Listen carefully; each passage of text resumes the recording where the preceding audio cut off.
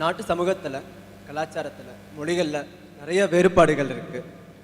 இதெல்லாம் தாண்டி ஒரு இதய துடிப்பாக மாறுற அளவுக்கு ஒருங்கிணைந்த பாரதத்தை உருவாக்குறது எப்படி?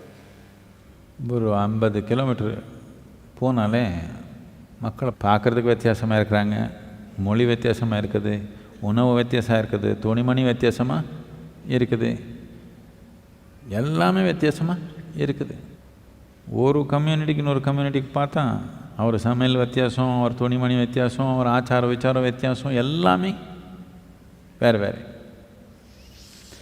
இவ்வளோ வேறுபாடு இருந்தாலும் எப்படி இப்படி 1000 வருஷத்துலேருந்து ஒரு சமூகமாக ஒரு நாடாக இது வந்திருக்குது. பல ராஜ்யங்கள், ஒருத்தருன்னு இல்லை, 200 ராஜ்யங்கள் இருந்த ஒரு நேரத்தில். அப்படி இருந்தாலும் இது பாரதம் நாம் உணர்ந்து வந்திருக்கிறோம். எதுக்காகன்னா உண்மை உணரணும் என்ற நோக்கம், முக்தி அடையணுன்ற ஆர்வம். இது அடிப்படையானது. இதுக்கு அடிப்படை என்னன்னா, உண்மை உணரணும் அர்த்தம் என்னன்னா, இப்போ எனக்கு தெரியலன்றது உணர்ந்துட்டாங்க. எனக்கு புரியும்னு யாரும் நினச்சிக்கல. ஒரு புத்தகம் படிச்சுட்டு எனக்கு புரிஞ்சிருச்சுன்னு யாரும் நினச்சிக்கல. வேதங்கள் படித்தாங்க, கீதம் படித்தாங்க, இன்னொன்று படித்தாங்க, எல்லாம் படித்தாங்க. எல்லாம் படித்தாலும் இன்னும் எனக்கு தெரியல. கிருஷ்ணனுக்கு தெரிஞ்சதோ என்னமோ, அந்த யோகிக்கு தெரிஞ்சதோ என்னமோ, இந்த யோகிக்கு தெரிஞ்சதோ என்னமோ, எனக்கு தெரியல. நான் உண்மை தேடுதலில் இருக்கிறேன். இது ரொம்ப ஒரு ஆழமான ஒரு தன்மை.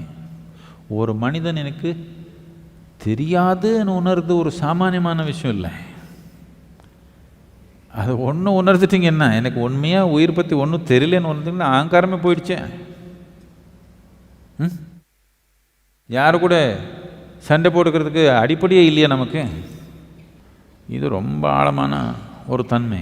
ரொம்ப எளிமையாக கலாச்சாரத்தில் அப்படியே பரப்பிடுச்சு. அப்படியே இதே ஒன்று தான் நம்ம ஒன்றா வச்சுருக்குது.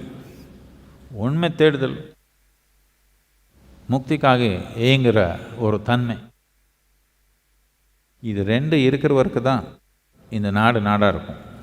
ஆன்மீகத்தை ஆர்வம் உயிரோடு இருக்கிறவருக்கு மட்டும்தான் இது ஒரு நாடு ஒரு நாடாக இருக்கும்.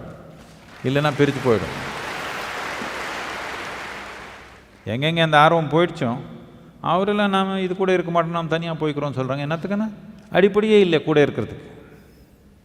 சாமான்யமாக ஒரு நாடு கூட இருக்கணும்னா ஒரு மொழி இல்லை ஒரு மதம் இல்லை ஒரு இனம், இந்த மாதிரி ஏதோ ஒன்று சாமானியமான ஒரு காமனாக ஒன்று இருக்கும். நமக்கு அப்படி இல்லை. நாடு ஒன்றா வைக்கணும்னா ஆன்மீகத்தை ஒரு வெறின்றது நாம் உயிரோடு வச்சுக்கணும். அப்போ தான் இந்த நாடு ஒன்றா இருக்கும். இல்லைன்னா ஒன்றா இருக்க முடியாது. இப்போது நம்ம நாட்டில் 10-12 வருஷத்துலேருந்து எல்லாத்துக்கும் முக்கியமான நாள்னா குரு பௌர்ணிமான்னு வச்சுருந்தோம். எப்போ இந்த ஈஸ்ட் இந்தியா கம்பெனி வந்ததோ நமக்கு, அவர் வந்தப்போ அவர் என்ன பார்த்தாங்கன்னா, கவனித்து பார்த்தாங்க, எதுக்கு இவர் எல்லாம் இப்படி இருக்கிறாங்க.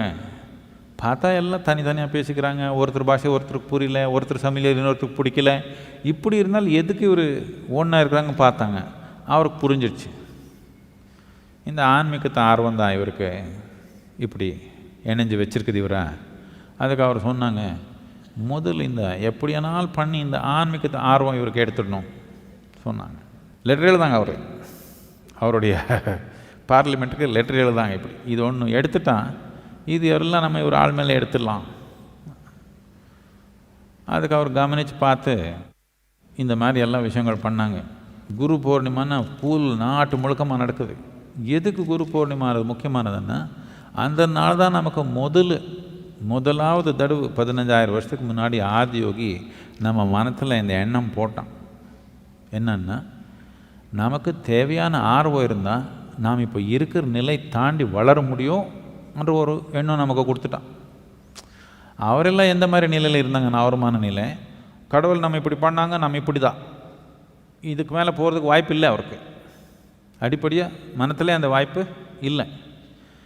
நமக்கு என்ன சொல்லி கொடுத்தாங்கன்னா, தேவையான ஆர்வம் இருந்தால் நீ எது நீங்கள் இயற்கை போட்ட வலயங்கள் இருக்குது அதெல்லாம் தாண்டி நின்று வளர முடியும்னு சொல்லி கொடுத்தாங்க நமக்கு. இது முதலாவது தடவை ஆதியோகி 7 பேர்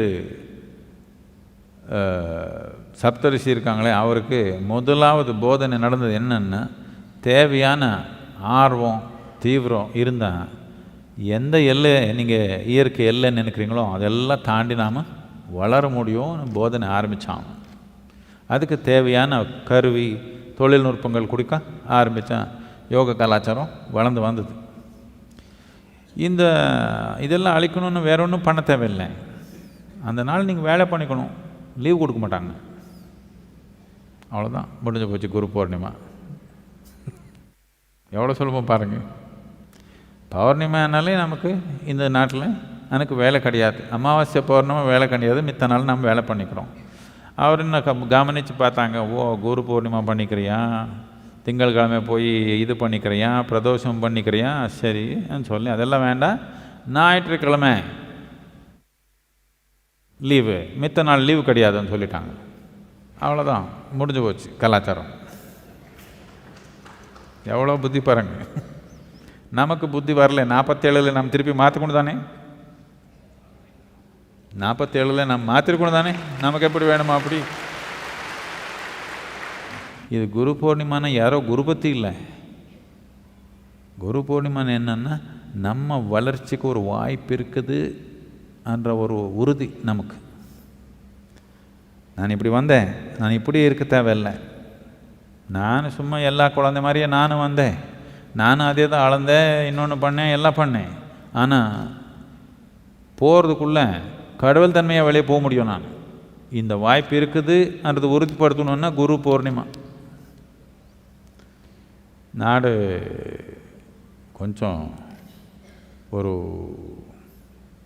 ஒரு துடிப்போடு இருக்கணும்னா